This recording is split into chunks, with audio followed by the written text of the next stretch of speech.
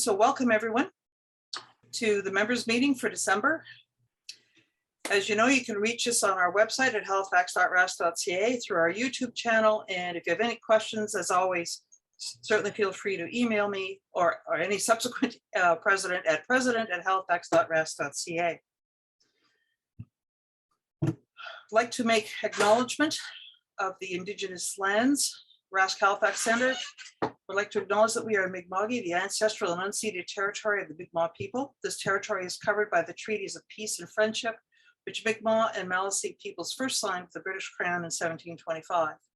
The treaties did not deal with surrender of lands and resources, but in fact recognized Mi'kmaq and Maliseet title and established the rules for what was to be an ongoing relationship between nations. I'd also like to welcome people to the center. We do follow the diversity and inclusivity practices of RASC National. Our agenda for today, we've already gone through the welcomes. We have a very special guest from National Office, Dr. Phil Groff. We've had a brief chat with him in the interim for those of you that just joined us. Paul Heath will provide his poem and food for the soul. Dave Chapman, in his last time presenting as observing chair, we'll present the What's Up in December Skies, and I'll present some news from the board, which will include the winners of the astro imaging contest. And yes, people, it's going to be announced at the very end. After the meeting is concluded, we'll turn off the recording, and folks are welcome to join us for the astro chat. That will be open for 1 hour before we conclude the meeting. So without further ado, I'm going to ask Phil to come in. As you all know, Phil is the executive director of our national office. Been with us, I think, 3 years now, Phil, or going up to 3? 2. Okay. Started my third. Pardon me? This is the start of my third. That's what it's, okay. Almost 3. So without further ado, I will stop sharing my screen, and Phil, I'll let you take it from here. Thank you so much, Judy. Thank you so much, everyone, for having me here. Once again, it's the second time I've now gotten to come visit the Halifax Centre, yet I still haven't gotten to be there in person. Hopefully the world situation is going to change enough that by later in 2022, we'll be able to start traveling a little more freely around in Canada and meeting more in person. And I really do want to come and visit every centre and see where you guys observe and see you on your home territory. So I really do look forward to coming to Halifax as soon as I can.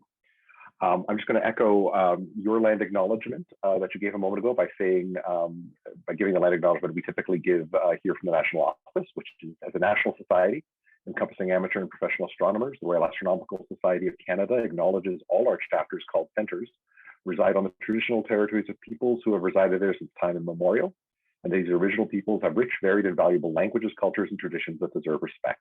We encourage each of our members to learn of and acknowledge those people on whose land we reside. The National Office for RASC is in Toronto, and we acknowledge that this is the traditional territory of many nations, including the Mississaugas of the Credit, the Anishinaabe, the Chippewa, the Haudenosaunee, and the Wendat peoples, and is now home to many diverse First Nations, Inuit, and Métis peoples.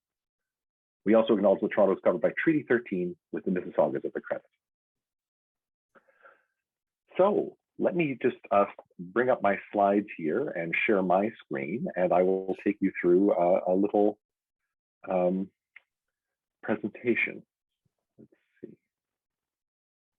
There we go.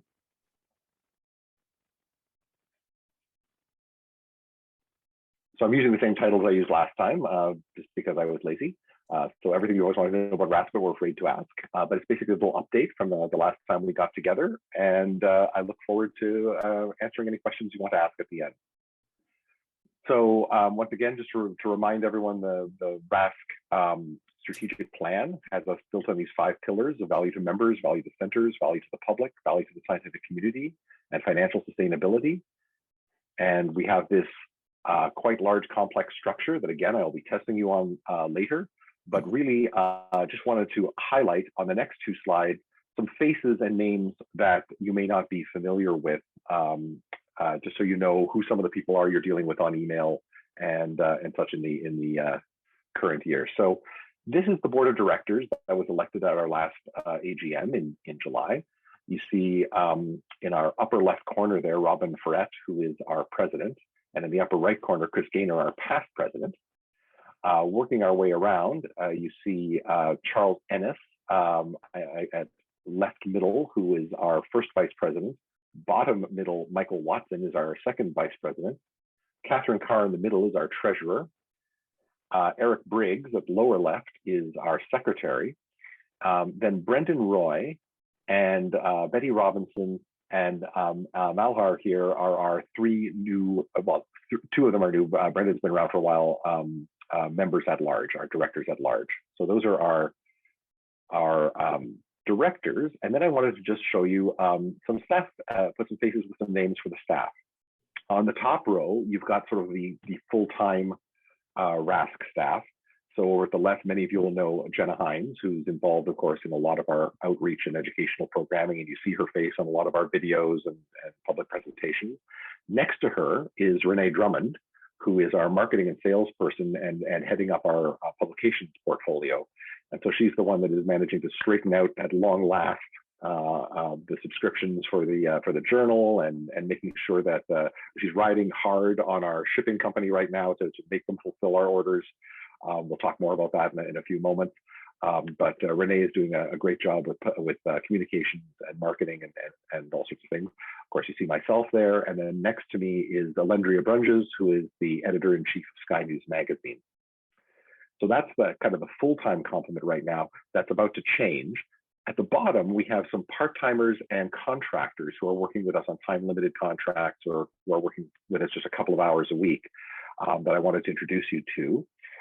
So down in the lower left here, we have Lauren Knowles. She's on a part-time contract, grant-funded with us until February, working on dark sky preservation and light pollution abatement. Next to her, you see Aline Alcaraz. Aline is from the Montreal Center and lives in Sherbrooke, where she is currently a student in Cégep. Very keen young member of the RASC. She's been with us for a couple of years, and she is now the new chair of the Next Gen committee. Aline works for us a couple hours a week, tries to help out with some of the backlog on tickets and member requests on the weekends, because that's when she has time free from her school schedule, and is also a translator because she's fluently trilingual. And so she's doing some translation work for us right now. Right now, she's translating the Explore the Universe guide into French. In the middle, you see Shannon Dale, who is, again, working with us on a time-limited grant-funded contract, in this case, supporting our publications committee, our editorial board, and in particular, looking for ways to really grow and expand the reach of the journal. But she's also helping out with various other projects. To her immediate, next to her there is Ranak Shah, who is working with us in the office right now, doing general administrative assistant work. She's the person you're most likely to reach when you phone the office or when you send an email to the MemPub address. So Ranak will be with us till the end of December, and more on what's going to replace her in a moment. And then last but not least, over on the far side here, I just wanted to introduce you to our social media writer, who actually is based in Jordan, and so her name is Reem Khalifa. As she was from Toronto, but she's living in Jordan with her family right now because of COVID, and so she does all of our social media posting, or at least the lion's share of our social media posting. So that's who you deal with when you're dealing with various people in and around RASC National. I just wanted to give you faces to go with names, so you've got some idea of who these people are. I mentioned a number of these people are time limited or contract oriented. There are two full-time positions we are currently recruiting for that we, in hindsight, should have started recruiting for earlier, but it's good that we're going to at least get them in place before the end of the year, so that starting off 2022, we'll have a much stronger national administrative office able to better serve our membership and better serve the centers than we've unfortunately been able to do for the last couple of months since we lost a couple of key administrative people. We're hiring an office manager. There's going to be a senior position who's essentially going to take over all of Renata's former duties, other than the actual accountancy stuff that Renata did for the organization. We'll keep our external accountants for that because they've been doing an okay job. But there's a lot of business management and a lot of stuff underlying the finances and the accountancy that we just didn't realize, because Renata was doing so effortlessly for the last 10 years and had it all down to a very simple science that she could simply work through very quickly day to day. And that's where a lot of the balls have dropped out of the air in the last couple of months that we're now trying to pick up and get airborne again. So that new office manager is going to be a key position. And then beneath her, replacing Adela after she went back to school, will be our new membership and office coordinator, who's going to be a more junior position, but still more senior than Ranak, who's filling in there right now. Someone who will be a full-time permanent member of the staff and thus better able to give good, consistent membership support.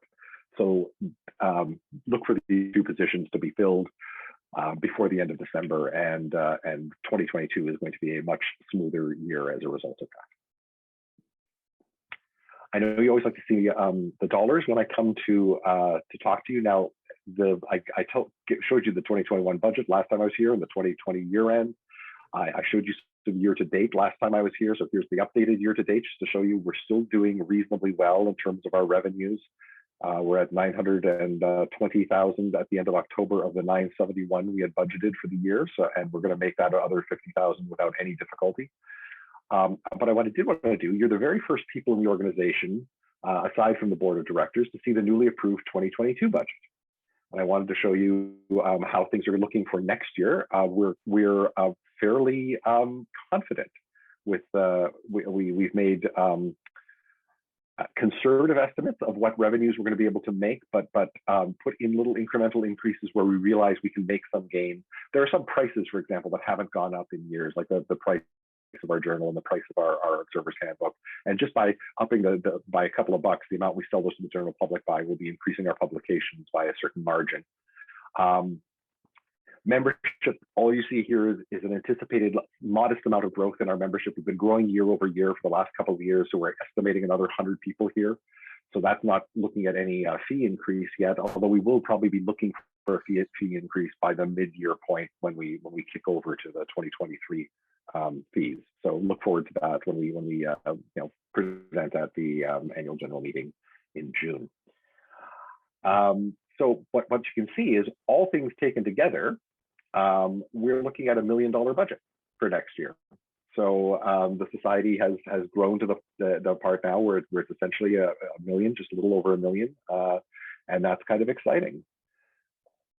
On expenditures, you see the same basic groups of expenditures that we've had up until now, and you see that we are predicting a modest but nonetheless somewhat comfortable cushion of a $47,000 excess of revenue over expenditures for next year. So that's what we're predicting for now.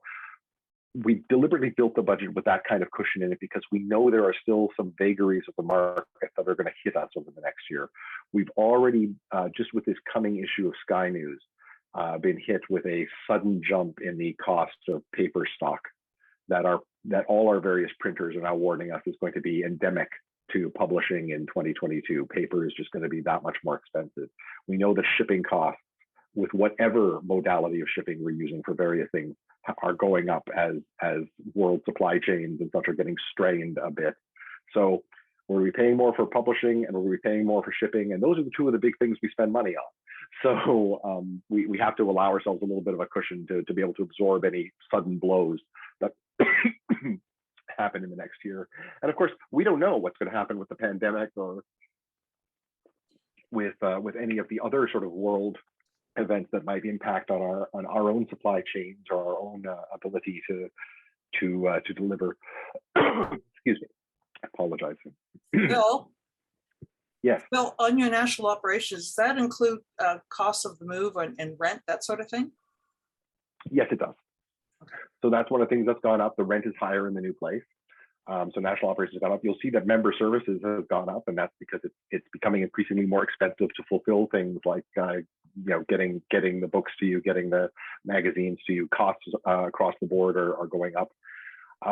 Publications going up a little bit. Again, that's that incremental cost of paper, incremental cost of shipping, things like that are going up there. So that's where you see the bumps in the different things. I should have pointed out, by the way, one line that exists on here that wasn't in previous years is release from reserve fund, and that is we are going to allow ourselves in 2022 to start explicitly acknowledging when, for example, we're using Northcott funds for educational and outreach purposes, whereas it had always been kind of implicit in past years where we would sort of deliver a deficit budget, and then people would ask, why are you running a deficit? Well, we planned a deficit because we knew we had these reserves in these funds. Now we're working with our accountants to do the drawdown from our reserves in advance so that we can show it above the line, as it were, and not show it as a deficit year, which it won't be.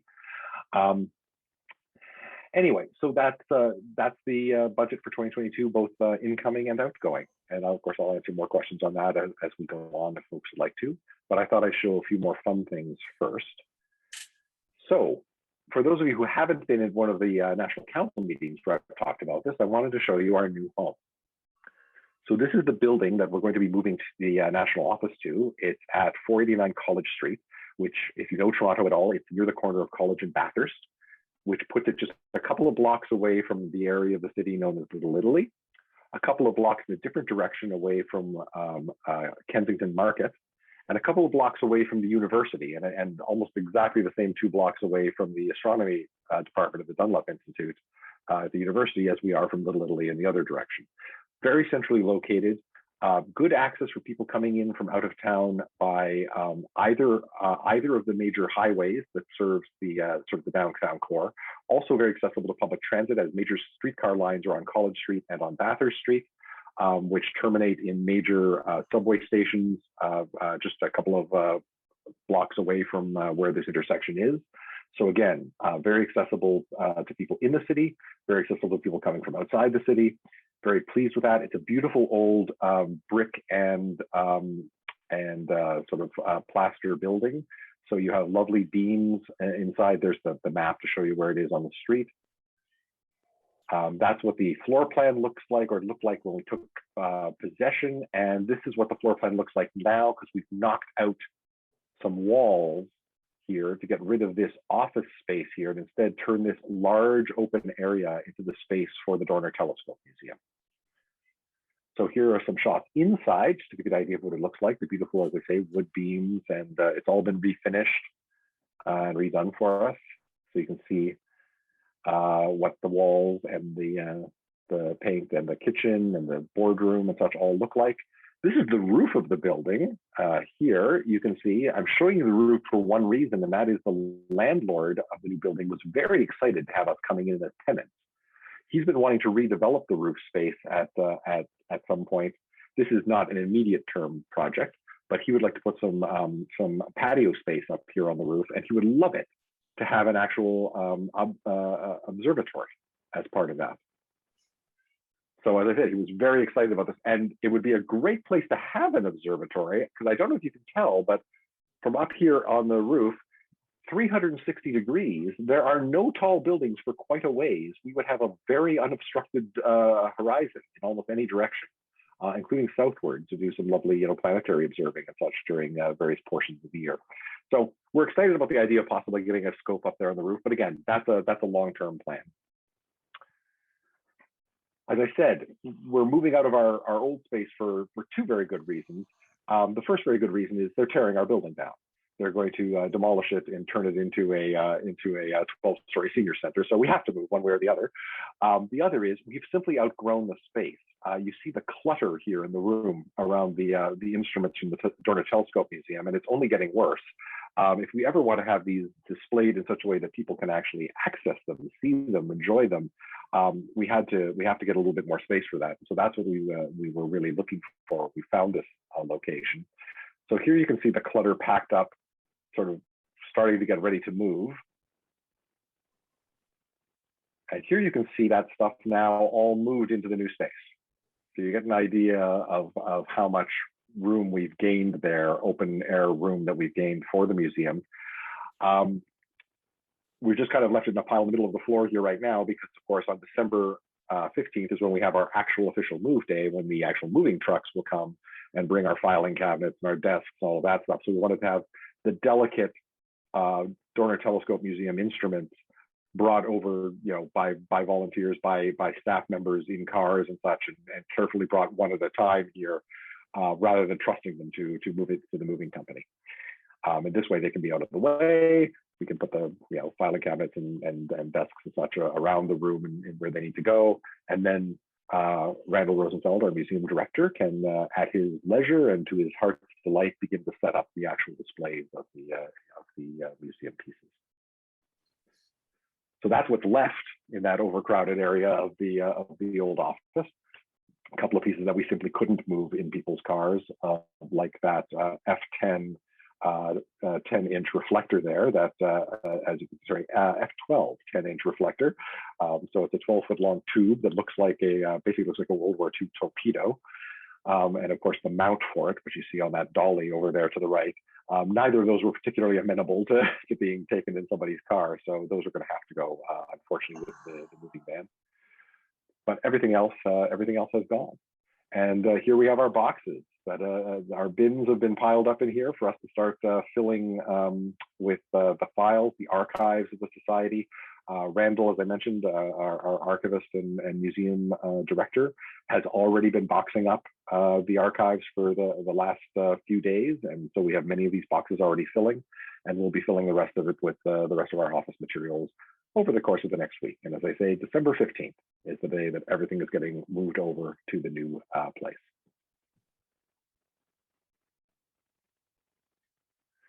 Any comments or questions about the move? Just a logistics piece, given the 15th is a Wednesday, Yes. do we safely assume that the Thursday, Friday, your offices will be sort of incommunicado during that space while you get offices? Yeah, we are definitely going to be communicating with the society to let folks know what days are going to be sort of dark days for us. We're going to try to keep someone available on the phones as much as we can during that time period. But yeah, I think you can assume that Tuesday, Wednesday, Thursday of that week, and then as you say, a bit into the Friday as well, are going to be pretty chaotic. Yeah. It looks like you've got your hands full for the next couple of weeks in any case. Yeah, a couple of major office hires, office move, of course, all the year-end stuff that you normally deal with, and so it's a busy couple of weeks, but that's okay. It's also kind of exciting because it's sort of new lease on life, as it were, and a new frontiers to explore. So, last thing I was going to talk to you a little bit about in terms of some programming. Normally I come in here and I tell you a bit about maybe what Jenna's got coming up online, that sort of thing. I thought I'd highlight some work we've been doing recently with the Canada Space Agency around the James Webb Space Telescope launch. We partnered with the CSA, who provided us at least a couple of senior scientists to do a speakers session for us one evening, but more importantly, also hooked us up with team engineers and scientists with whom we've been developing special little video snippets. I'll show you some examples in a moment, as well as an outreach training document that we have that we share with the centers and such, with the outreach coordinators there, just to give folks an idea of how to talk about the James Webb launch and Canada's involvement in it, because of course Canada has been part of this team, and so just making sure that as kind of the newest addition, if you will, to the Dorner Telescope Museum and to the history of telescopes in Canada, we want to make sure that we're highlighting this activity. And there seems to be an appetite for it, because these videos that we've been putting out on Instagram as our primary vehicle have been getting 6,000 to 8,000 views per video, which is astronomically, if you'll pardon the expression, greater than we normally get for the videos we put out, where we only got a couple of thousand. So 6,000 to 8,000 is just spectacular, and that's Instagram alone. These videos haven't even been put through a lot of other channels yet. You can find the original speaker series presentation up on our YouTube channel. So if you simply go to the RASC National YouTube channel, you can see Jean Dupois and Natalie Willette, who were the two senior scientists that we had on that talk, being interviewed by Alendria and Jenna, and talking really about the role of Canada in this exciting new chapter of space exploration. And then we have these smaller videos, as I said, some of them being done by Jenna on topics, and some of them being done by project engineers and scientists on specific topics related to the James Webb Space Telescope. So I thought I'd just show you two of those here as well. So here's Jenna on talking about the incredible complexity of simply deploying the telescope when it gets to space. So. Space telescopes and satellites are often packed up tight and folded like origami on their way to space, and then once they get there, they unfold. Some satellites will take maybe 2 or 3 steps to unfold entirely, but because of the interior dimensions of the rocket that we're using to get the Webb telescope up to space and the size of the Webb, it's going to take 300 steps. That is like folding and then unfolding a paper airplane compared to folding and unfolding an origami dragon. This is only one of the reasons that I am not working on the Webb telescope. Each step in the unfolding process is called a deployment, and it'll start deploying almost as soon as it gets up into space. The whole process takes 2 weeks, and then the telescope will take another 2 weeks to get where it actually needs to go to observe. While most other space telescopes aren't this complex, most other space telescopes can't do what Webb is going to be able to do. Yeah, I remember someone once telling me that there are like 40,000 separate operations that have to go off correctly in the correct sequence for the telescope to deploy properly. And unfortunately, of course, where we're putting it at that distant Lagrange point is much further away from Earth than anything else we've previously deployed for regular use. Like much further away than the near Earth orbit where Hubble was, for example. So there will be no rescue missions. Right, we're not going to be sending any sort of successors to the shuttle up to fix this thing if it does not deploy correctly. So all of those steps have to work.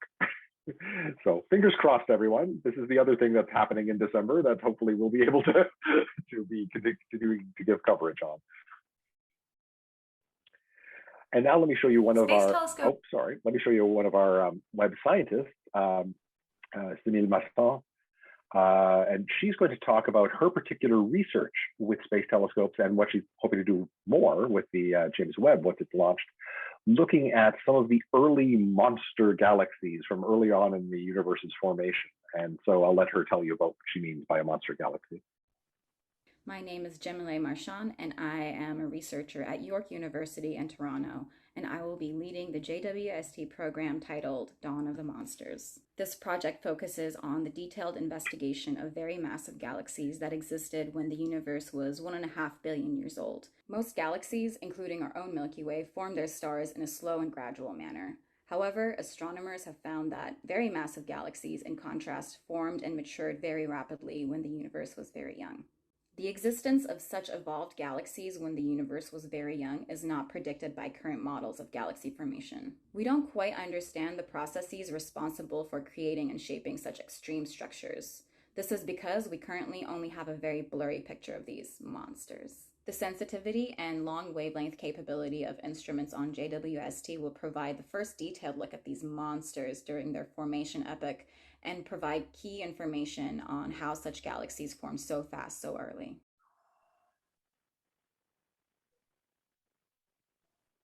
My name is Jen. So that's it for the slides that I brought along today. I just wanted to thank you. As all of us are continuing to spend a lot of time working from home, I thought I'd share one last comic with you here. This is Sisyphus working from home. And with that, I'd remind everyone of my coordinates, phil@rasc.ca, or my cell phone number, 647-588-2336, both very easy ways to get a hold of me on a regular basis. And I'm happy to chat with folks for a few minutes about anything they have questions on. Hi, Phil. It's Dave here. How are you doing? Dave.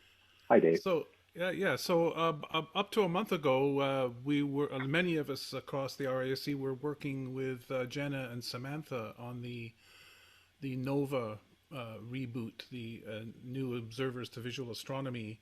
I didn't see her name or picture associated with the staff. Has she left the RASC now? Oh my God, Dave, Samantha's picture wasn't up there.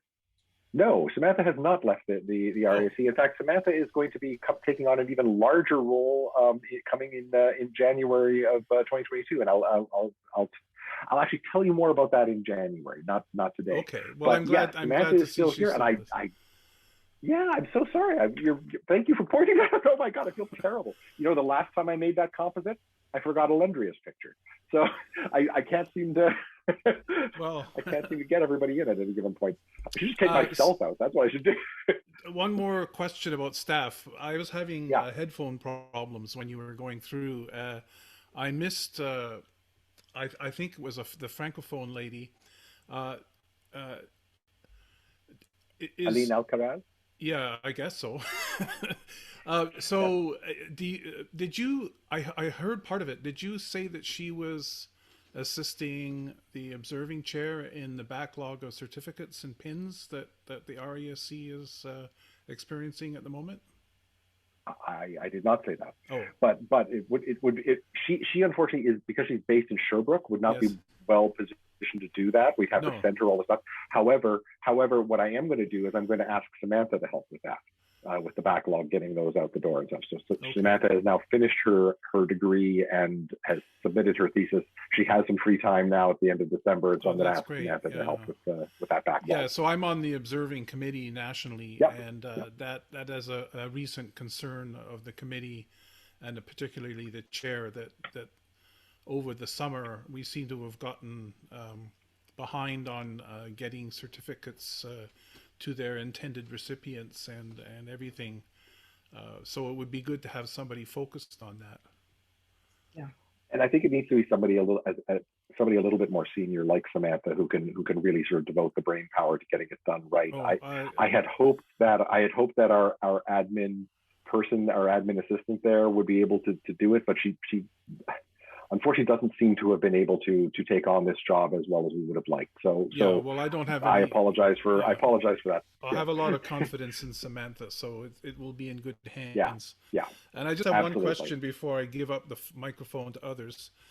I don't want to go into detail in the budget that you presented, but I did notice on the light pollution abatement side that in the years between 2020 and 2022, I mean, there's overall all the items seem to be going up in price or value, but that LPA one in particular seemed like a big jump, like almost 5 times. So I was wondering if you could speak to why there has been such a big jump and what that's all about.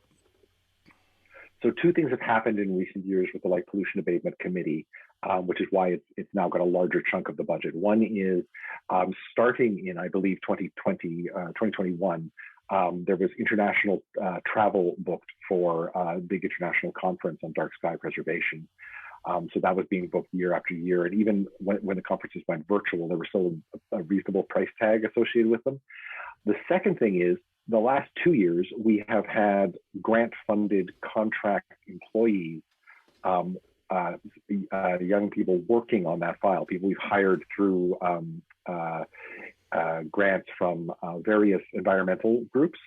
And so it's having a body to help out with some of the work, so that the committee isn't, the committee is very busy, and they're all very busy individuals, and so it's hard for them to necessarily get things going as quickly as they would like. So it was getting first Nick and now Shannon as these contractors helping out with the committee. That's the big jump in that. So you say those are grant funded. So is the increase in costs balanced somewhat by an increase in revenue at the appropriate line? Yeah, absolutely. If you go up to the revenue line, there'd be an equivalent grant amount going up in there. Yeah, I think that was the only thing that sort of jumped out at me. So good to know. Okay, thanks. Okay, Mary Lou, your hand is up. My hand is up. I have 2 questions for Phil. I'll lower my hand. Phil, regarding one of your budget items, past presidents, they pick stuff out.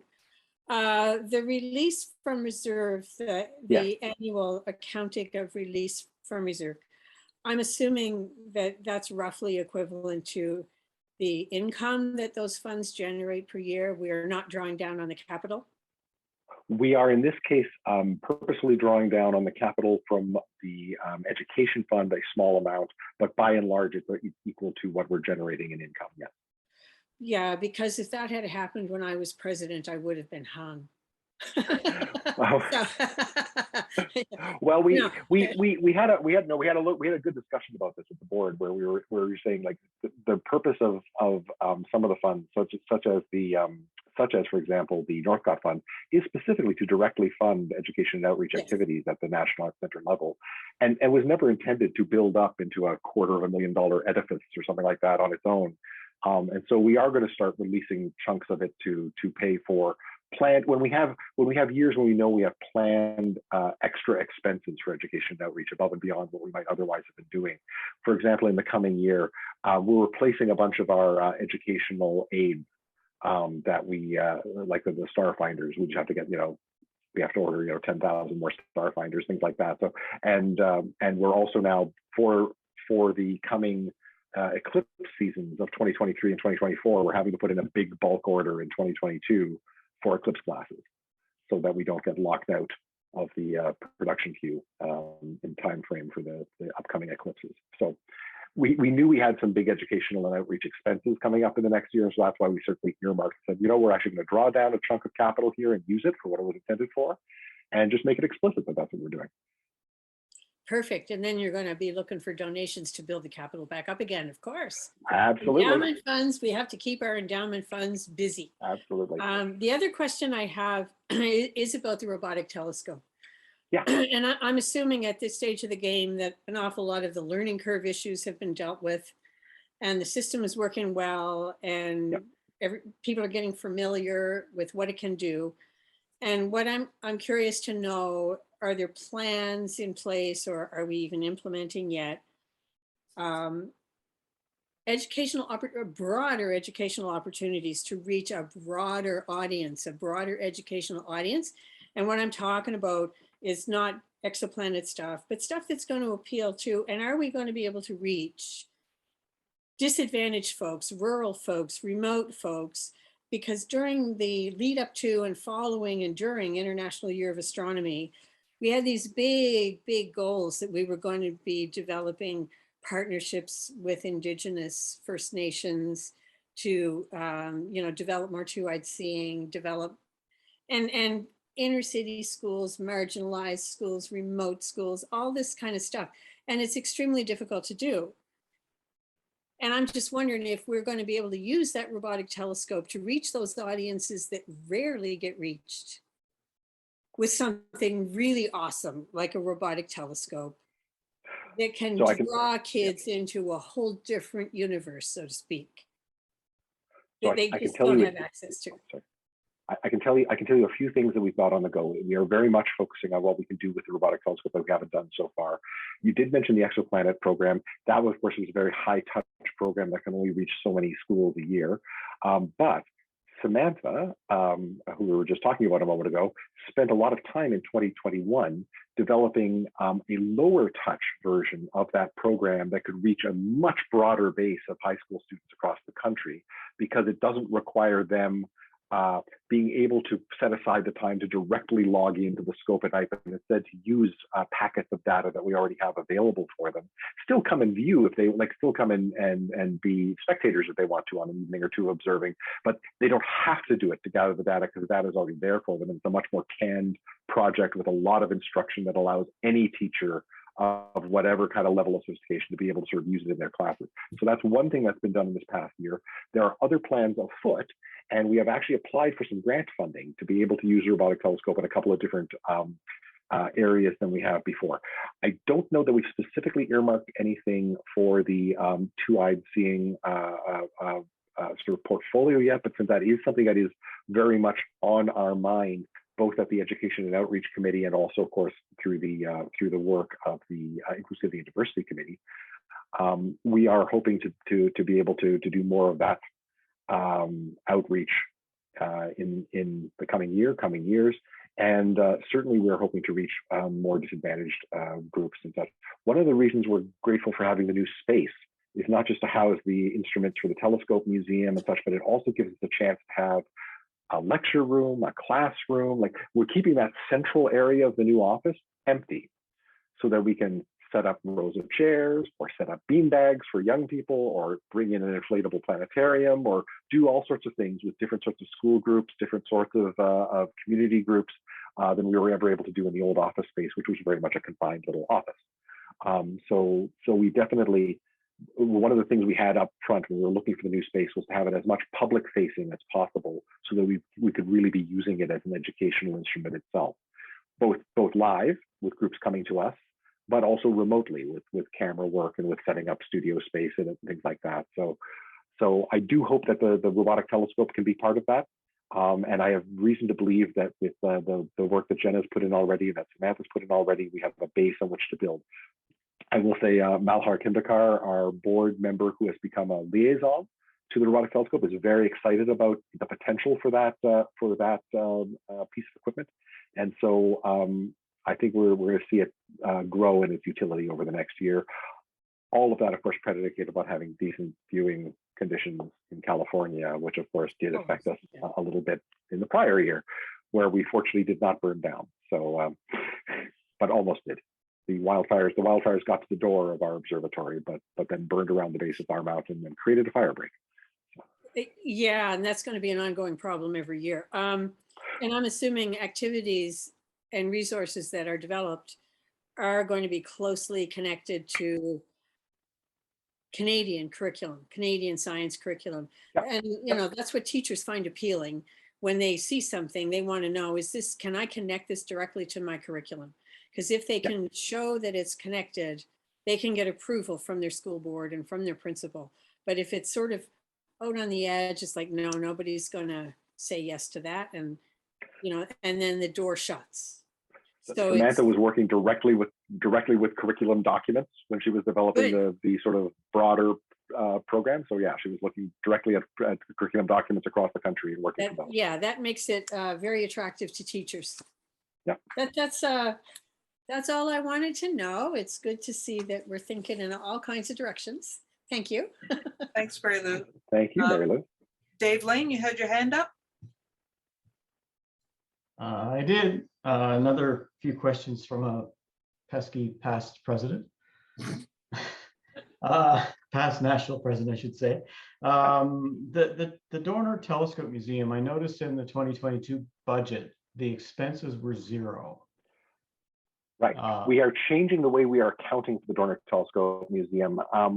It was an oversight that we hadn't set it up this way before, but we are now treating the bequest from Mr. Dorner as an internally restricted fund, and are building a separate accounting line for it. So it's because we don't want to give the impression that funds from the Dorner Telescope Museum go into the bottom line if there's anything left over at the end of the year. So the budget this year shows a zero there, which looks disconcerting compared to previous years, but it's literally just a difference of accounting, not a difference of actual money or I guess it's, as I understand it, I was at the GA, I guess, when it was announced, and I gather, if I remember correctly, that there's not Mr. Dorner didn't give us $1 million to be used in an endowment. He's sort of paying an annual, so the annual cost of it is sort of, is that essentially? He's giving us $25,000 a year right now while he's very fortunately still with us. But he does have a bequest laid out in his will for when he is unfortunately no longer to be with us, which will then be treated as an endowment with the income going into annual costs for the museum. Okay, and is since I gather Randall is sort of the principal workhorse behind the museum, he's not listed as a staff. Is he a volunteer? He is a volunteer. Wow. He won't let us pay him. I have offered on various opportunity times to give him at least an honorarium. He won't accept right now. Yeah. Now I think, like, let's see what happens 2-3 years down the road as this becomes a bigger enterprise and such. Absolutely, I think yeah, that may change, but for now it has all been volunteer time on his part. Okay. Next question. The fundraising person, Lisa, she's not? Lisa. She's a contractor. She was listed on the side of the thing.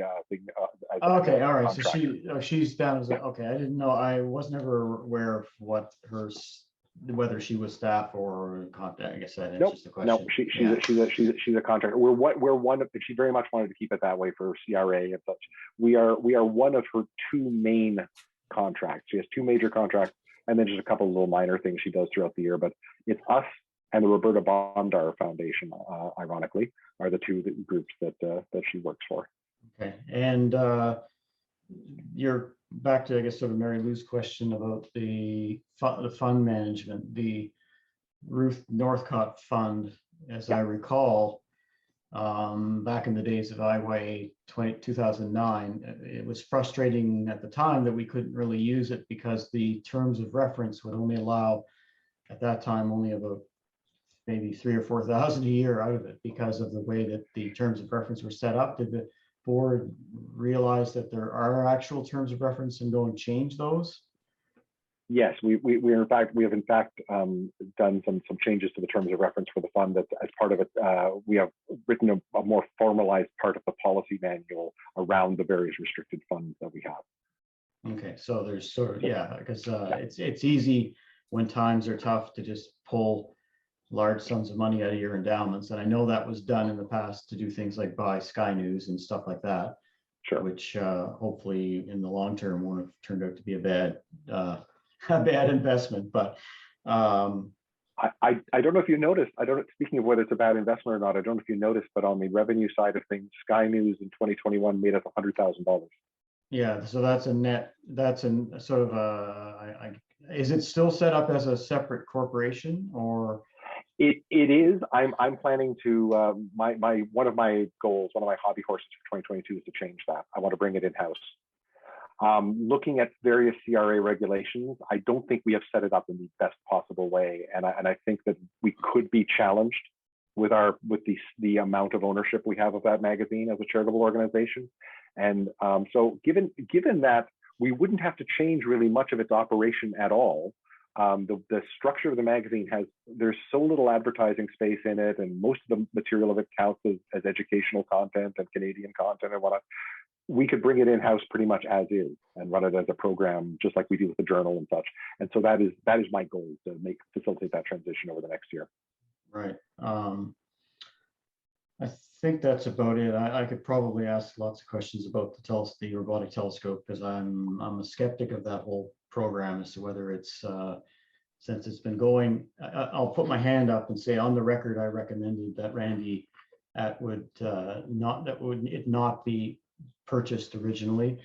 I thought it was a bad idea, a good idea at the wrong time.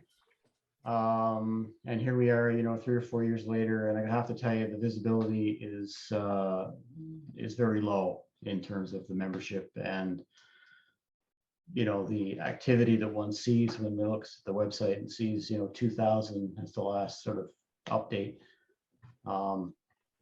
It's something that concerns me. It's one of the reasons why I probably wouldn't donate to it, just because I just don't see the outcomes. It's been several years. Fair enough. Anyway, fair enough. Yeah. Anyway, all in there. Okay, thank you, Dave. Take a hand down, please. And Chris, your hand is up.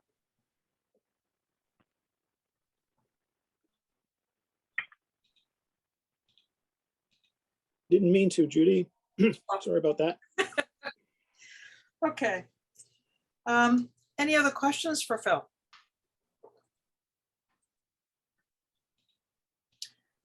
I'll put my hand back up since no one, since our incoming treasurer didn't ask a question. Go ahead. As the incoming auditor, the treasurer here is having issues getting reports from national office from the new system. In particular, we weren't able to produce a complete year-end this year because since the implementation of the new system, membership money just gets dumped in our account, but with no paperwork to indicate what it's actually for. So we don't actually know what that revenue is because there's no reports that break down memberships and percentages and fees and like there used to be. So there are reports. They're available. They're available on the site, and we just need to work. I'm working with your treasurer and the Driven folks to get some of the backdated stuff he was looking for, the April numbers. But I can get the. We're gonna work with you to make sure that those reports are as useful as we can make them for you. I have to challenge you on that, Phil. I've been at this. Oh, sorry. I'm Greg Dill. I'm the treasurer. Yeah. Hi. Yes. Hi, Greg. And I'm really concerned about the incommunicado approach to communications that National has had on this issue. I've been at this since May, and I send an email, nothing happens. I say, did you see my email? 2 weeks later, I get an email that goes nowhere. The only person that I've talked to was Jenna, and she's a great person, but it's just dropped after that. And this is disgusting. I can't believe that you've decided to go to a platform on the money, my money, that doesn't solve the problems of the center. You didn't consult us. It's a disgrace. I'm sorry, but I've been at this a long time, and it's just block. It's just push back, push back, push back. It's not good. Greg, I have to apologize for some of the lack of communication, and I will own as much of this as I can. Well, absolutely. One of the challenges that happened was shortly after implementing the new system, of course, Renata Koziol left, and that left a vacuum in the office that we've been struggling to fill because we weren't even quite fully aware of all of the myriad things that she was responsible for, even with the documentation she left me in such. So I'm not trying to make excuses. I'm just trying to give some explanation. I'm mindful of the fact that you know, as my wife would say, explanations aren't excuses. All I can offer to do is make things better going forward. And what I can tell you is the system that we've purchased actually does collect all the same data that we had before. It is not the case that we have lost anything by moving to this new system. It is more robust than the old system we had, which was falling apart and was about to die on us. So the issue now is simply getting the data in the right format in your hand in a way that you can work with it as you need to. And I am committing myself, my new office manager, as soon as they are on board, and our contact person at Driven, Dave Saraiva, to make that happen as a priority. So that's all I can do is offer to make things better. And I continue to apologize for some of the breakdown in communication that happened. We had a bad half year, I admit it. It's not the fault of the system, however. It's more about human error and the fault of breakdown in our own office systems, as all of us have been scrambling to cover various things that suddenly got dropped. So not a good situation, but by the same token, not an irrecoverable one either. Just so you know, I've been involved with computers since 1970. Yeah. I've kept it as part of my career all along from modeling. I've used SAS, which this platform is based on. And I know where the reports are that you're referring to. I still have to go through and put together something, and it's not all there. I don't know why you couldn't just take the report that Renata was presenting. It was a perfect report. I don't know why it's been thrown out. And that you just, like in September, there were 2 deposits. I have no idea. So I mean, like, it's a simple solution. I just don't know why it's so complicated, and communication is such a problem. So let me work with you to implement that simple solution, please. Let me make that happen, and I promise to put as much effort as I can into it. I have an office to move in 2 weeks' time, but we will get this done. Okay, I promise you that. Thank you. Thanks for raising it, Dave. No, thank you. Absolutely. Okay, Dave, I'll take it your hand will be down. And Chris, did you intend to have your hand up this time? No, not sure why that's happening, Judy. All right. Okay. Pat Kelly, your hand is up. Oh, yeah, just a quick thing about the finance reports. I went in and looked at one the other day because I also have access to the system. Yeah. And I think part of the confusion is that when you look at a report for a year, for the line items where members renew, what happens is what shows up is a deposit of $86. And the problem is we don't get the full $86. Somewheres the national park gets taken off. So I can see why if you're looking at the whole list of transactions that There are, just maybe I could say something first, Phil, that I know of the reports. There's a place, Pat, where you can get the report. It's the member report and the center revenue report. And it breaks it down. It breaks it down better. They're two separate reports, but it's still not the complete information. So we just need to get the better report and make it better still to get you all the information you used to get from the report that Renata had crafted. So absolutely, let me work with Dave Saraiva and his team to get that report in the format you needed. Okay. Thanks, Pat. All right, any further questions for Phil before we release him to his video day?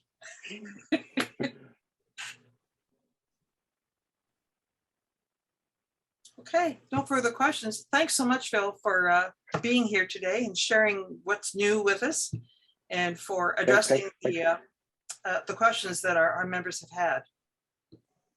So thanks so much. Thanks for having me. Really appreciate it. And all I can say is onward and upward, the society is getting better and will continue to get better. So wonderful. Excelsior. Okay, thank you. Okay, next up is Paul Heath. I'll share my screen so that we can get into Paul's poem called The Light Collectors. And before Paul begins, I know I told him, but the photo that you see behind his poem was one taken at Nova East a few years back, in case it looks familiar to you. So Paul, go ahead. You're muted, dear.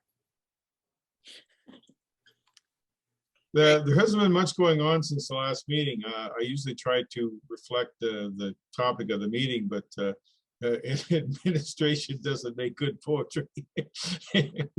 Anyway, but there was a lot of rainbows in the sky because of our bad weather, and there was a lot of other activity, individual activity. So I figured, what is it that we do? And we collect light. So this one is based on who we are. Light collectors. We are the light collectors, searching the skies for the faintest motes of light. With molded glass, we sweep the heavens, recording each and every bright sparkle found. We are the light collectors. Younglings racing the darkening fields with nets and open hands and snaring those fallen blinking stars to fill our glass lanterns and light our quiet porches with blinking, flashing starlight. We are the light collectors, meticulous in our seeking, till awestruck we stand, looking upward as our sun and earth battle across the sky, throwing captured rainbows in waves and pulsing curtains before our eyes. We are the light collectors, calculating the paths of dust-laden trails to count those mirrored flashes of fiery swords remains. We are the light collectors, younglings stretched out upon the soft summer grasses, filling our minds with the swollen majesty of a newly discovered rising full moon. It casting deep, dark shadows of the solitary pine across the suddenly day-lit meadow. We are the light collectors, aging, yet holding younglings' wonder to our breasts. And while the world in darkness slumbers, we gather in the sparkling motes that tell of all the eons past, filling our spirits with glittering wonders of the skies. Why? For we are the light collectors, and wonder fills the skies. So I hope that sort of reflects who we are. Thanks as a a lot. society. I love it. I thought it really captured in many ways what we do when we go out underneath those dark skies that we have. And your second stanza there where it said younglings racing the darkening fields, all I could envision were my two grandchildren trying to capture what they were seeing above their heads. So it's just absolutely wonderful. Thank you. Also catching fireflies, because they're the constellations on the field. That's correct. Yeah. So thanks so much for that. Thank you. And this will be included in the January, February, or actually November, December Nova Note. So it'll be sent off to Lisa for inclusion there. So Dave Chapman, can you give us what's up in December skies? What can we look forward to this coming month? Okay, I'm screen sharing now. Everybody see my title slide? We do. What's up this month? Of course, this has been out since the 1st, so I don't think much has happened in the few days since it's been up. Okay, let's just move along here.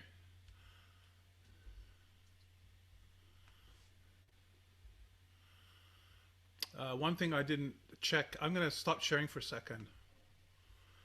Because when I share, I don't know if I remembered to add share sound.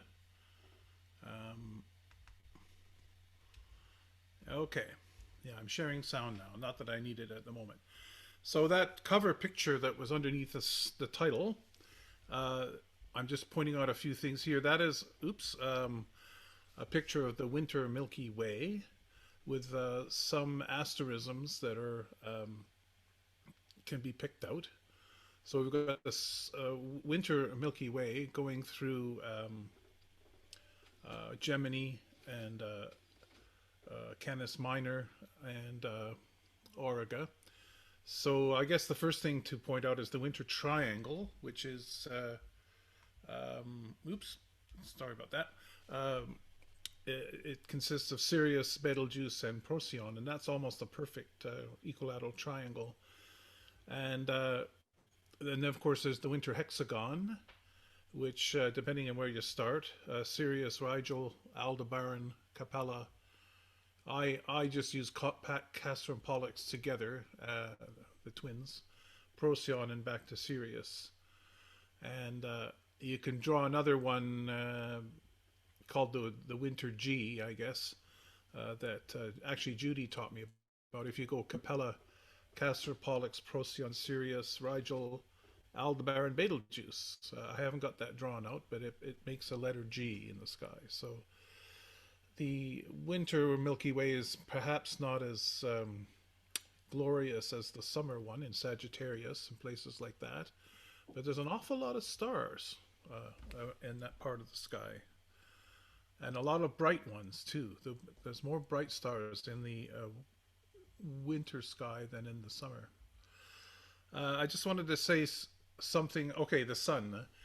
The sun has been remarkable lately. There's been a few active sunspots, and as usual, these underlined links here will lead you off to other places on the internet, and all of these things are on the PDF version of this presentation, which is on our homepage.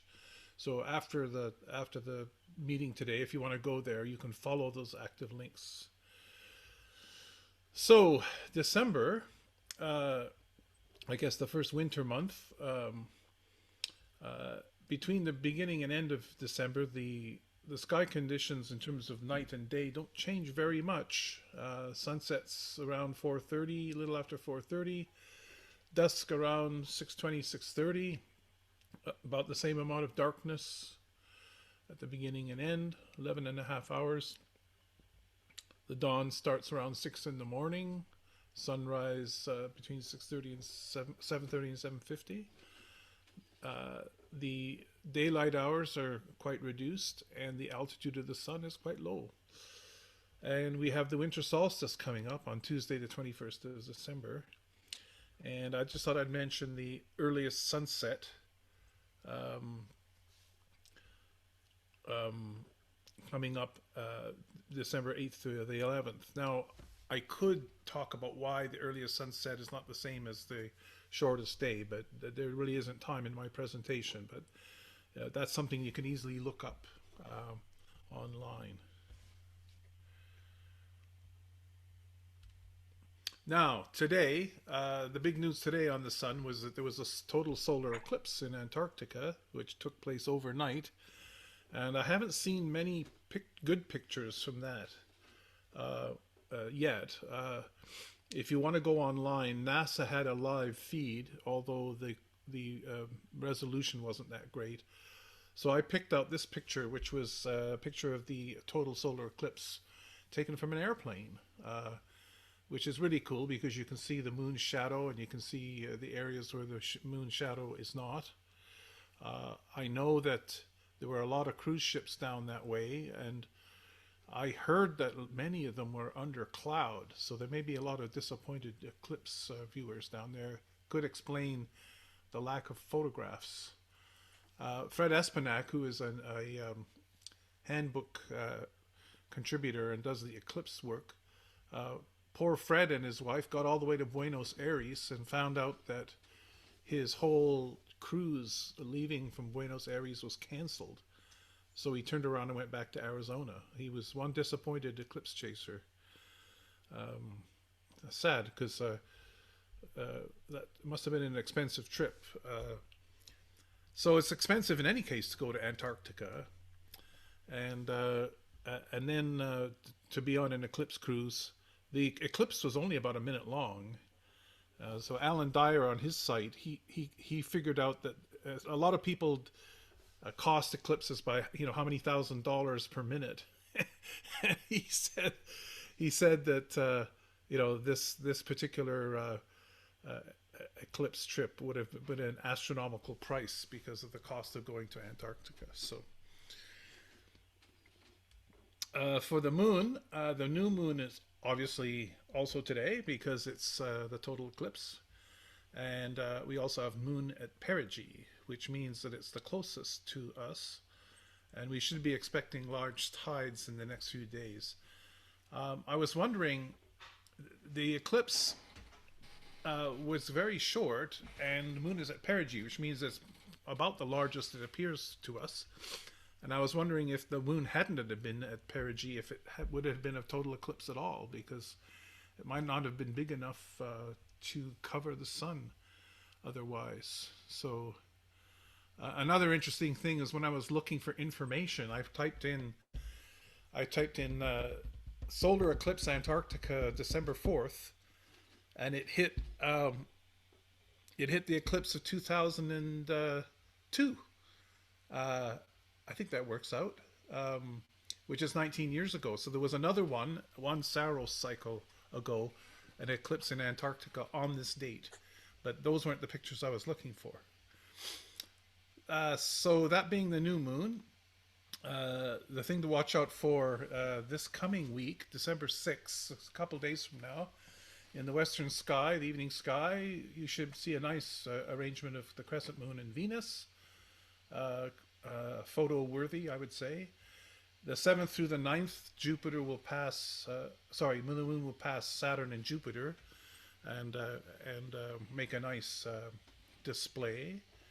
December 11th is the first quarter. December the 14th, the moon and Uranus are very close together. And if you want to identify Uranus in your binoculars, that would be a good time to find Uranus, because you could find the moon easily enough, and then I'll show you where Uranus is compared to where the moon is. The December 18th and the evening of the 18th into the 19th is the next full moon, and that will be the full moon of the winter moon or chief moon, Kezigewigus, which literally means winter moon in Mi'kmaq, or Kajikus, which is chief moon or great moon. So this is the one that is highest in the sky of all the full moons of the year and longest in the sky. It's like 16 plus hours in the sky, and when I present with Kathy LeBlanc on Mi'kmaq moons, we always talk about Kajiku's being the chief moon because of this astronomical attribute it has of being high and long in the sky. The last quarter is on December 27th, and in the morning of December 31st, just before the next new moon, there'll be a waning crescent moon, Mars and Antares, in the morning sky. That might be a bit of a challenge, but they're all very close together. And interestingly enough, Mars and Antares is always an interesting pair because the literal meaning of the star name Antares means the rival of Mars because of its reddish color. So there are times when Mars and Antares are in the sky together, and it's always fun to see them both. So as usual, I plug observing the moon, and I encourage beginners especially to pick out the time around the first quarter, plus or minus a few days, because it's the moon is well positioned at first quarter phase in the southern sky at about the time it gets dark. So it's an easy early evening target for the backyard astronomer, and there's a lot of features that you can pick out, and I've circled the ones there in green and red, the lunar seas or mare that are in the Explore the Universe, and the craters at that time that are in Explore the Universe. Of course, you can see and identify much more than that, but these are the ones that are well displayed at around the time of the first quarter. If you could observe the moon 3 nights in a row, first quarter and the day before and the day after, which happens sometimes, you could actually finish about 25% of the Explore the Moon in a telescope program just on those 3 days, because there's so many features in the center of the disk. So the planets, Mercury is mostly too close to the Sun this month, but later in the month it has a conjunction with Venus, and they're within a 5-degree binocular field of each other. I mean, you'll have no trouble finding Venus, and then you should be able to pick out Mercury. You should be able to see it with your naked eye, but in the twilight it may be easier to find Venus first and then look for Mercury. Venus itself is at its greatest illuminated extent yesterday. So it's the brightest it's going to be, minus 4.9. I think many of you may have noticed it on the few clear nights we've had. I mentioned on the 6th there's a conjunction with the moon, and with Mercury again on December the 29th. And it's quickly heading for inferior conjunction with the Sun in early January. So basically Venus has come out from behind the Sun and has kind of gone very far east in the sky and is its greatest illuminated extent. And it's going to be catching up with us on the inner racetrack, as it were, going faster. It'll catch up with us, and then it'll pass, very quickly in front of the Sun. Well, not a transit in front of the Sun, but in the Sun's direction. So that's going to be quickly disappearing from the evening sky, and then it'll pop up in the morning sky. And Mars, well, there's not much observing there. It's about as far away and as dim as it can be, being so close to the Sun, on the other side of the Sun. And it has that grouping with the crescent moon and Antares that I mentioned on December 31st, a bit of a challenge. And it's heading on a long road to opposition 1 year from now, as I wrote. So in late December, I think, we're going to have another opposition. That's a long time to wait. But there's going to be something really interesting that happens on that night that I'll talk to closer to the day. And as I mentioned, Jupiter and Saturn are in the southwestern sky. They're getting kind of low. If you want to do any observing, you need to catch them just as it gets dark, because very soon afterwards they get low, and atmospheric turbulence will interfere with your telescope views. Uranus, as I mentioned, is in the evening sky, and it will be in the binocular field with the moon on the 14th. And Neptune is in the southwest evening sky to the east of Jupiter and Saturn along the ecliptic. It doesn't have any helpful conjunctions with the moon this month, but not hard to find if you use a finder chart. So here are some little pretty pictures that I made. The moon and Venus on the 6th of December. Get out at 5 o'clock because it gets dark early. And then I've got a picture here of the moon passing Saturn and Jupiter a couple of days after that. So you'll have Venus, Saturn, Moon, Jupiter. The day before that, it'll be Venus, Moon, Saturn, Jupiter. So if you have a wide field lens, you might be able to pick that up. There on the 14th, that's how to find Uranus in your binoculars, if you can find the moon. And then here's the challenge on the morning of,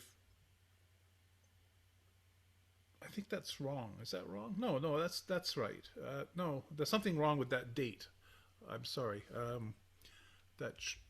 Mars, that's December 31st. Sorry. That's the 31st of December, the Moon, Mars, Antares conjunction. Sorry about that. It's also a challenge because you have to get up early to see that.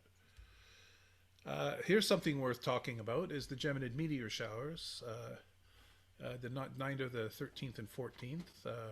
You can begin looking earlier than that. It's, they have fairly good rates of meteors, long, slow tracks. The evening, the dusk ends really early in the evening, and Gemini actually is one of those, the Geminis are one of those meteor showers where the radiant is actually well up in the sky when it gets dark. So you can get an early start looking for Geminis. Unfortunately, the first quarter moon doesn't set till about 3 in the morning. However, dawn doesn't come till 6, and so if you're an early morning type, you should be able to look at Geminid meteors between 3 o'clock and 6 o'clock in the morning if it's a good night. Also, the Ursid meteors,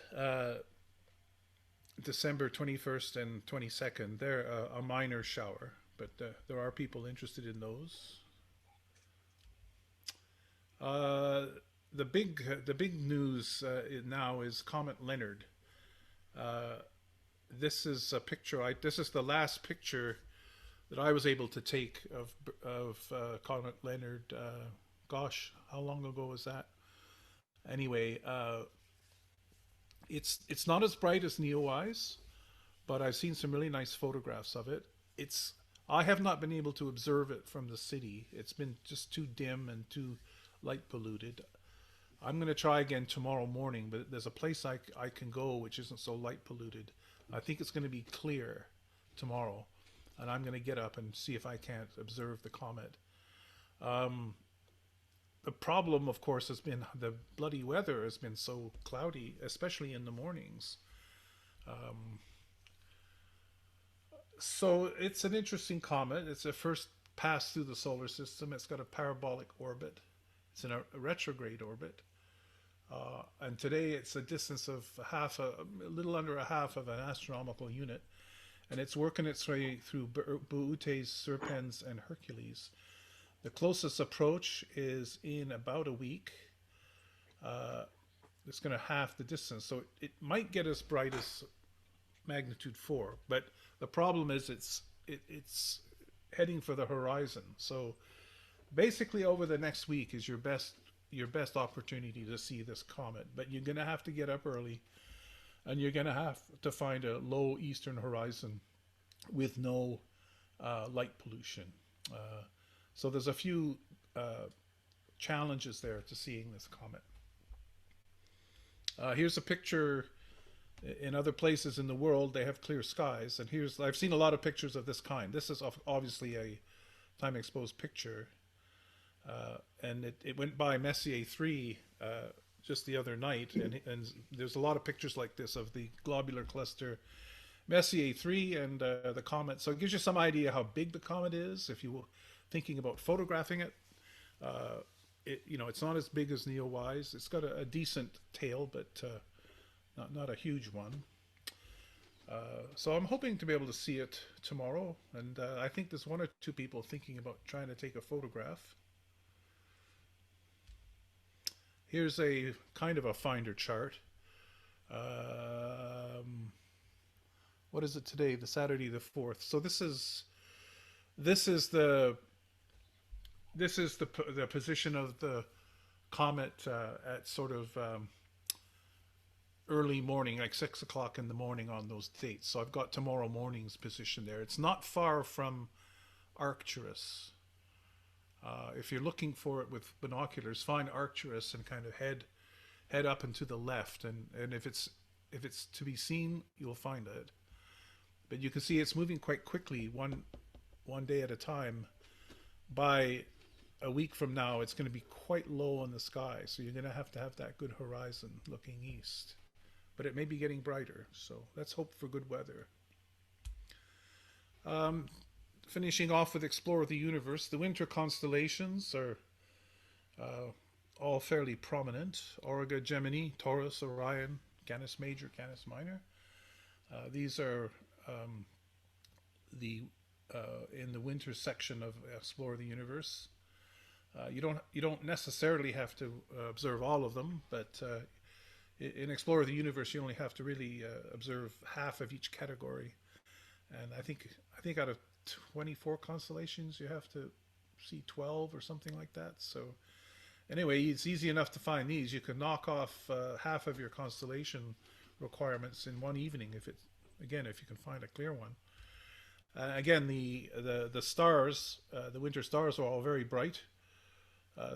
I've got them ranked here in brightness. Sirius is the brightest star in the sky, night sky, and then Capella, Rigel, Procyon, Betelgeuse, Aldebaran, Pollux, and all of those there are navigation stars, official navigation stars, and all the ones named here are actually good for SynScan alignment. If you have a SynScan telescope that needs stars to align, they're all, it's worth learning the names of these stars because you can align to them.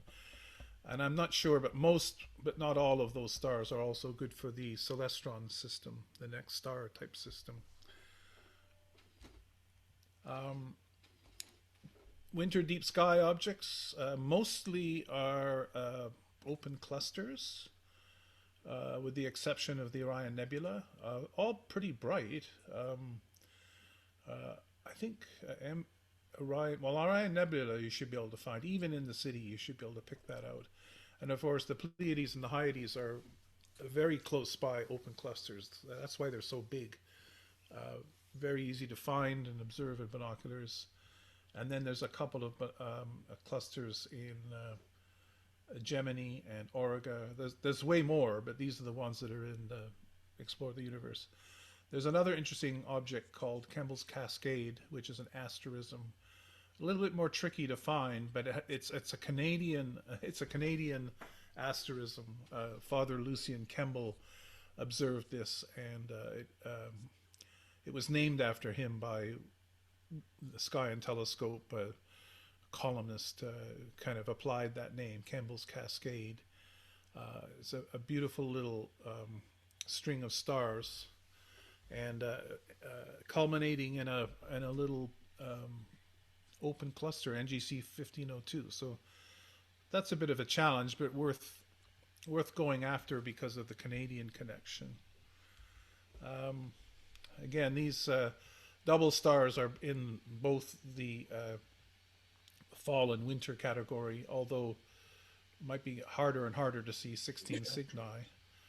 Delta Cepheus is probably the easiest one to go after. Of course, that's well-known variable star as well. And then as Taurus comes up earlier in the sky, Theta 1 Tauri is a nice double star within the Hyades. There's a lot of stars to look at, but with the aid of star chart, you should be able to pick out Theta 1. Oops, I went backwards instead of forwards. So that's my presentation for today. If there's any questions, I'd be happy to field them. Okay, thanks so much, Dave. Any questions for Dave? Dave, Yes. Greg Dill. Yeah. I was interested, Dave, in the stars that you mentioned. Some you indicated are good for SynScan and some for Celestron. Yeah. Now, is that part of when you align your telescope? That, do you look for 2 stars or 3 stars? Yes, that's what I meant. I could have explained that a bit better, but in both systems, they have an opportunity to align the telescope to the sky, and certainly in the SynScan one, you need to know what stars you're choosing. You need to know their names, because when you dial it up in the hand control, it uses the names of the stars. So it's good to learn the names of those bright stars. And Celestron system, which I'm not as I'm not as familiar with, they also have a similar 2 or 3 star alignment process. However, having messed around with a Celestron NextStar recently, I had the opportunity to play with one. Celestron has a very nice system. They call it the Easy Align, which you just point the telescope at any 3 bright objects, and you don't even have to know what they're called, and they could be planets as well. And it takes that information and it cogitates for about 20 seconds. And if you've done it right, it'll align your telescope to the sky, and you don't have to know the names of them. But I always encourage people to learn the names of the stars anyway. So as long as they're available to scroll through on the hand remote, then you can pick them as long as you know where they are and you pick them right. Yeah, well, there's none better with the proviso that it assumes you have a completely open sky. If you're doing this in limited, if in my backyard, about half of the stars that I could use in principle are not, I can't see with my telescope because of buildings and trees, and so I usually find enough, but it is a challenge from my house. Anyhow, I always encourage people to learn the names of the stars. It just kind of helps in your general knowledge of the sky, and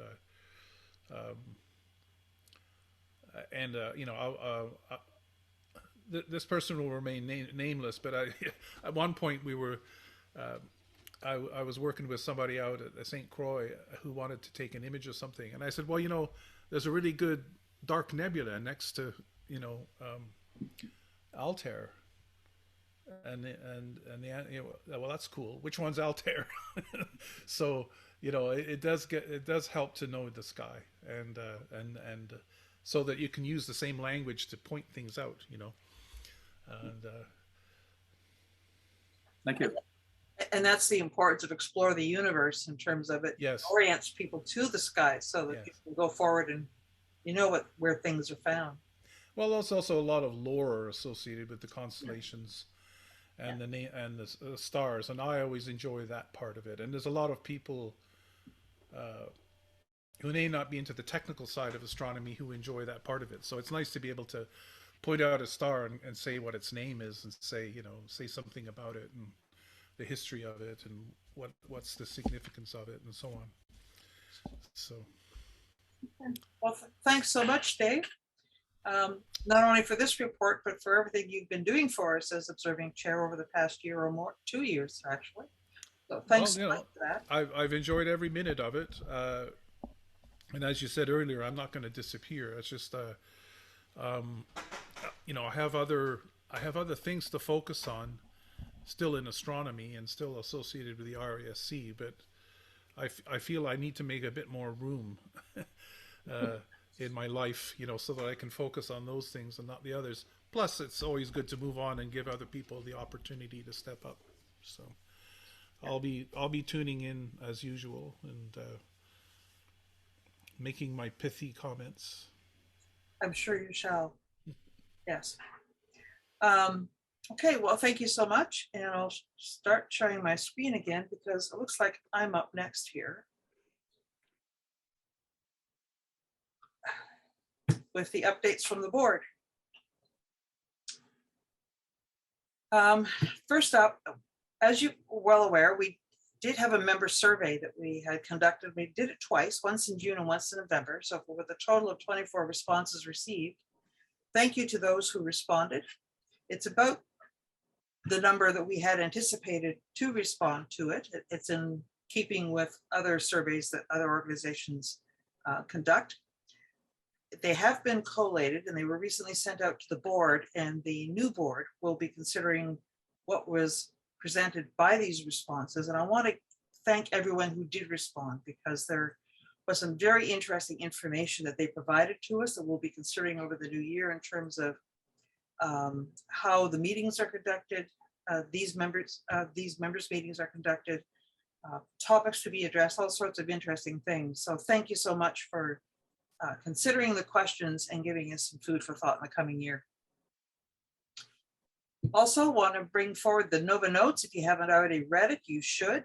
Lisa and John have put together another phenomenal edition for September, October, get the month straight. You still have time if you wish to submit something for the November, December edition until the 18th. So you've got literally 2 weeks. If you would wish to submit something, please do so, and you send it to novanoteseditor@halifax.rasc.ca. So if, like I said, if you have a submission, please do so. Halifax Center Star, congratulations to Jeanette Kenny. Jeanette is a relatively new member to our center, and this dear soul is an avid observer. Melody Hamilton, who encouraged Jeanette to do the Explore the Universe program, confided to me the other day that when there were sucker holes, Jeanette was out there observing, trying to find something, even when there were sucker holes, not just a clear sky. So well done, Jeanette, for doing and completing Explore the Universe. And no, I haven't lost it. The 2021 calendars are still available. We have a few left. So if you really, really would like to obtain a copy, especially a copy of those phenomenal photos that are in that calendar, you can still get them at a greatly reduced price of $12 each. Send it by e-transfer to Greg through the treasurer@halifax.rasc.ca or mail your payment to us. And please make sure you make a note in the e-transfer which year you want the calendar for. And having said that, there is the 2022, which we still have available, although they are quickly becoming sold. They are $25 each, and keep in mind, both the $12 and the $25 I'm citing for this year's includes the shipping and tax, which I think, and Greg, you can correct me if I'm wrong, but I think it's about $5 cheaper if you order from us versus national. And again, e-transfer through the treasurer or mailing it in. Don't worry about copying this information down. It is on our website, those particular addresses. Our fundraising committee, the Astrophoto fundraiser, Blair, Jason, Jerry, and David have provided astro images. And if you would like to donate one, you still can do so. It's an 8x10 print that you would be ordering, and it's a great present for yourself or someone special during the holiday season. Blair informs me that so far we have, I believe, a profit of around $167 or so. Greg, if he hasn't informed you of such, I'm sure he will be shortly. But just to give you a teaser, here are some of the photos that are up for grabs from various astro imagers, everything from the Heart Nebula to the ISS crossing sun, to Chile, to the sun's surface, the moon, and certainly the Milky Way. And there are several more that you can purchase. And again, $30 includes the shipping and taxes. And again, send your dollars to the treasurer@halifax.rasc and or mail it with your check to the center. Keeping in mind that the dollars raised from the Astrophoto fundraiser do go directly towards the event or improvements to our observatory. The RASC Awards, you have until the end of the month for the national awards. You can go and see what the award, there are several that people can nominate folks for. And you can send the nominations to Chris Gaynor, cgaynor@shaw.ca. And we have had several members receive numerous of these awards. The Service Awards, Simon Newcomb, Keelak. We have, I think, 1/3 of the total of Nationals Fellows of the RASC. So keep that in mind. And if you think of someone, please nominate them. Heads up for the coming meetings. In January 22, that'd be January 8 of 2022, because January 1st is the first Saturday. And as I think I pointed out to someone earlier today, people will not be willing to meet on January 1st and perhaps not even being conditioned to meet on January 1st. So we have postponed it to January 8. Our guest speakers will be Blair McDonald addressing pandemic astroimaging, and Chris Young on another edition of his astronomy lore. In February, we have Keegan Oigel, one of our youth members, and he's also a member of the National Youth Committee, and he will talk about the Youth Committee as well as some special projects that he's involved in, and may even have some announcements, special announcements for us as well. Also, Dr. Jennifer West from the University of Toronto. I think Mary Lou, thank you very much for this suggestion on the magnetic tunnel project. She's agreed to address that. And Dave, I know this is not the title that is probably appropriate, but we'll get that from you come the new year. Dave has some stories to tell us about the naming, or just funny stories about some of the astronomy yeah, I'll call them structures for Let me help you out. Thank you. The talk I propose to give, and I want to make it a series, is it's a series about how celestial objects get named, and I can't do it all at once because it would be too boring.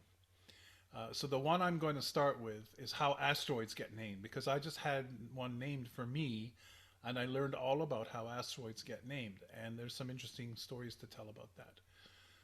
So that February one is going to be just about how asteroids get named. Okay? Thank you so much. And then in March, we have David Schumann, who's been confirmed to address NASA missions, and Chris Young will do another edition of his astronomy lore. And Randy Atwood has agreed to do a session on the 2024 total eclipse. We haven't yet confirmed a date for him. And we have many more exciting presentations to come. So stick with us, and hopefully you'll join us every month in the coming year. And for now, our sessions will be held via Zoom. For those of you that keep inquiring about, are we going to meet in person? Will we ever meet face to face? The hope is yes. And we will keep you posted when that eventuality happens. The other piece of the puzzle we hope to do is not only meet in person, but also be able to live stream through another format, be it Zoom or Facebook or another mechanism. YouTube. Sorry? Oh, okay. YouTube. Thank you. Yes, YouTube. Now, becoming a member, you can join RASC. And of course, as I failed to mention earlier on in the presentation, there are several perks. And I'm sure everyone here who is a member of RASC already knows them, but certainly the Observer's Handbook is certainly the primary one. And I know some of you have had questions regarding the fact that we still haven't received our 2022 Observer's Handbook. Tomorrow is the National Council meeting, and that question is being asked. So as soon as I have an answer, I will let the network know.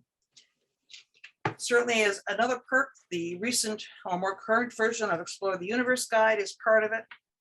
Or subscription to Sky News, and also the Journal of the RASC, which you can acquire either electronically and or in print. And you have certainly access to special other special publications.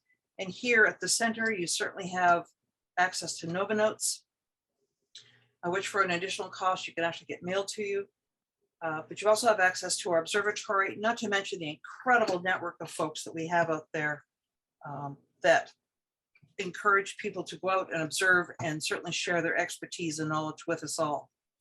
So how can you join?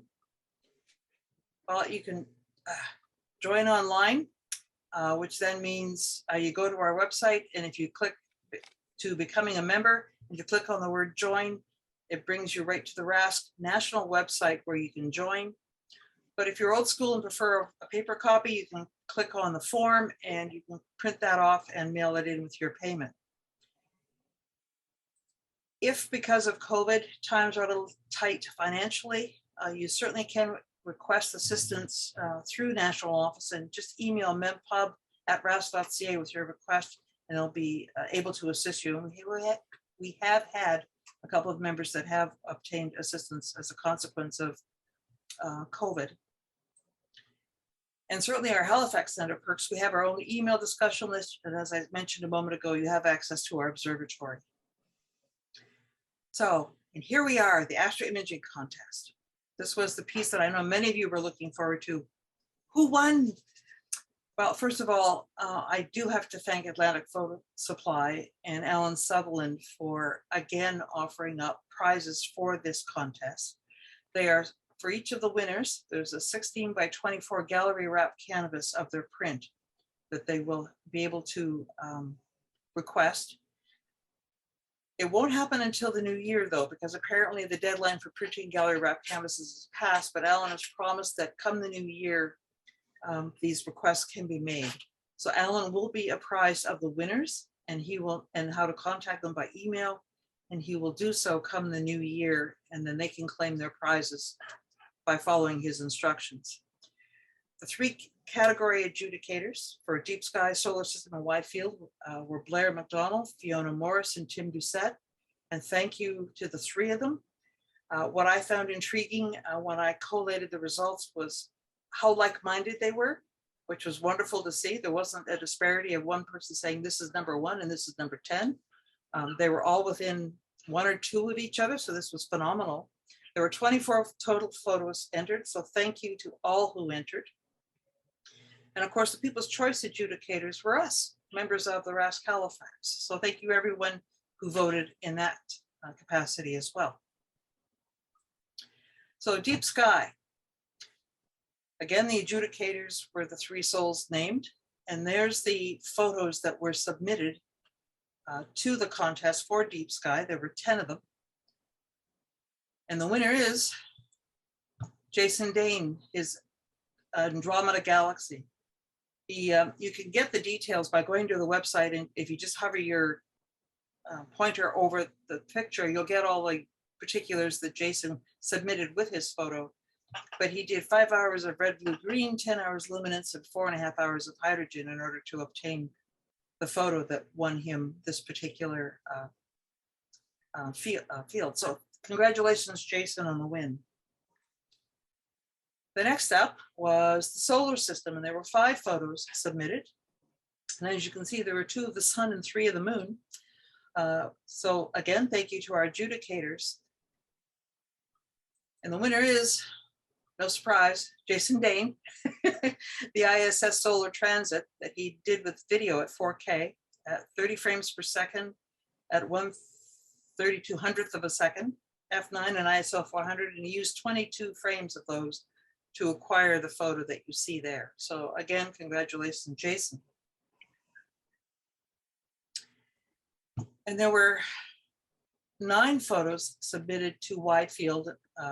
And I will make a note here that the photo that you see in the lower right was originally submitted under solar system. However, all of the judges determined that that was truly a wide field, not solar system, because of the width of it. And there really wasn't any, not solar. Yeah, so there really wasn't any of the solar system per se in the photo. So it was adjudicated in this. They're just phenomenal photos. And of course, the winner is, surprise, Jason Dane. So Jason had a clean sweep of all 3 aspects of the contest, his Milky Way and moon. He did 12 10-second shots at f2.5 and ISO 3200. So again, congratulations, Jason. Well done. And then we come to the People's Choice. Of course, our adjudicators, like I said a moment ago, is us. We looked at all the 24 images, and the winner, it's not Jason, it was Chris Kelly. So congratulations, Chris, for your photo of touching the cosmos. Chris did 3 images, 1 sky and 2 foreground, and apparently he had some image problems with the foreground because of the blown highlights due to the floodlights at Peggy's Cove. But he did it with the sky with 20mm f2 20 at ISO 3200, and you can see the 2 aspects that he did with respect to the foreground in order to achieve that photo. So congratulations, Chris. Now, the difference with the People's Choice is that it is not a canvas print. It is a $50 gift certificate from Atlantic Photo. So that will be forwarded to Chris in the near future. So again, congratulations to both Jason and Chris for their photos. And that concludes the contest for another year. And in closing, I'd like to say all the best of holidays to everyone. Hanukkah just concluded, so hopefully those who celebrated that particular holiday had a wonderful and joyous occasion to celebrate. Kwanzaa is coming up at the end of the month. Merry Christmas to those of us that celebrate that special day, and certainly all of us, Happy New Year, and may it truly be happy in terms of this pandemic easing up, and it does allow us to get together once again, face to face. So, any questions?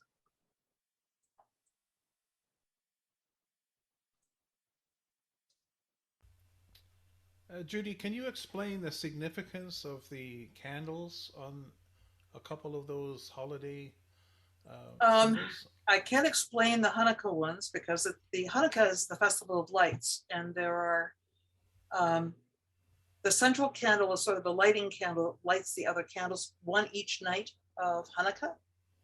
But to be honest, Dave, I do not understand Kwanzaa, but it kept showing up every time I looked at Kwanzaa. They were similar to Hanukkah, but I can't explain that. I'll have to look it up. One has 9 candles and the other one has 7. That's right, because Hanukkah is 8 days and Kwanzaa is 6. But okay, thanks. How they differ, I apologize. I don't know the difference.